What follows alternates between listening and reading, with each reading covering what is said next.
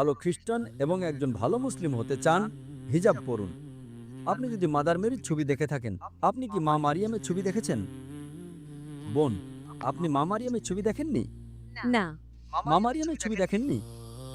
মা মারিয়াম যিশু খ্রিস্টের মা। হ্যাঁ, আমি তাকে দেখেছি। আপনার মা কি আপনাকে দেখাননি? হ্যাঁ।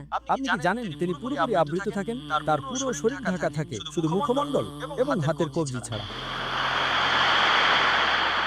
তাই আপনি একই পোশাক পরুন বোন, মা মারিয়ামের পোশাক পরুন। আপনি একজন ভালো খ্রিস্টান এবং সেই সাথে একজন ভালো মুসলিমও হবেন। তাই কোনো বিভ্রান্তি নেই। অন্তত যা সাধারণ তা মেনে চলুন।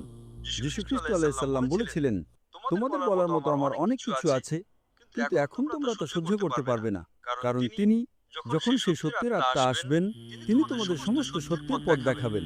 এখানে মোহাম্মদ সাল্লাল্লাহু আলাইহি ওয়াসাল্লামের কথা বলা হচ্ছে। এখন নবী মোহাম্মদ সাল্লাল্লাহু আলাইহি ওয়াসাল্লাম ইতিমধ্যেই চলে এসেছেন, তার কাছে কোরআন নাজিল হয়েছিল। আপনি কোরআন এবং